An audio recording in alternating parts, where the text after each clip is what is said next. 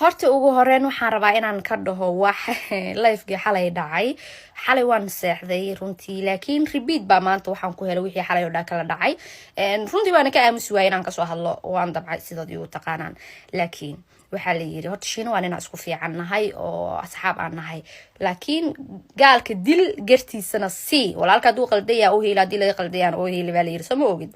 marka waxaan rabaa inaan wax yar ka dhaho laba eray. shiina hortii run ahaantii hadaan ku bilaabo live-ka xalay way cadda inuu ka cararay, runta ayaan sheegayaa ma gambanaya taasi, waayo gacanta bidix ayuu live-ka uga baxay, wuu sii taabanayay intuu usoo dhawaaday caadi buu qof walba aqli u dareemaya kadibna wuu baxay. laakiin hal mid ayaan leeyahay, waxaan aad uga xumahay runtii, aad aan uga xumahay wiilka yarka Bilaal Bulshaawi ah oo 20 jirka ah oo maanta reer Muqdishaawiga ah. reer Muqdisho maanta qabiil ma yaqaanaan, ama reer koonfur sida loo yaa qabiil lama yaqaano, cid walba taas ka dharagsan markii meelaha kale loo eego. okay marka maanta waxaan aad uga xumahay ubixii soo bixi lahaa oo wadankiisa wax u tari lahaa oo wax baran lahaa oo maanta oo aas dhihi lahayn dhalinyarada dambe waan ku fakan doonaa in maanta wiilkaas yarka ah saacan qabiil la baro. aad baan uga xumaaday runtii, laakiin hase ahaatee waa loo xaniyay sheegtay, laakiin uu ka soo baxay uu isdaafacay. qof walbana dagaalka waxa la yiri waa la isdaafacaa, meel walba lagaaga yimaado. shiine runtii waan arkayay inuu yaraa ku bahdilaayay eraya qaldan wiilka, uu maaragtay qabiil wixii loo rogay qabiil la caayay. saas waan arkay report wax loona ma jiro. 700 oo qof buu markii hore ku raayay, qof intaas ku raayana lama report gareeyo.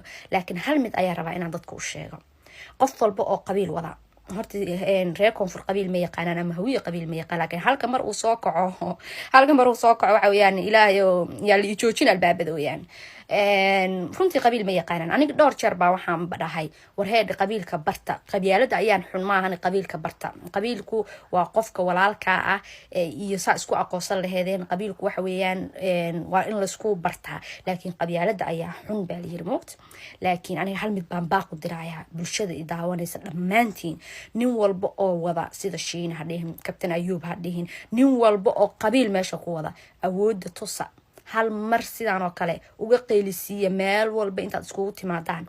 ma aragtay hal nin reerka ha u haro ma war cad soo maaha, mise waa war wax qurun ku jira. waa maya, ani daarood ma sheegayo, hawiye ma sheegayo, intaasba kama hadlaayo. qabiil yaa lugaa liigilin aniga war ma idin sheegaa. laakiin nin walba oo qabiil wada oo dad caaya oo iskibriya oo iska dhigay balaayo inuu yahay dadka ila qabiil ka shar badan ma aragay, qabiil ka xoog badan oo iska dhigay inuu qabiilkiisa uu heer sare dhulka halala dhaco.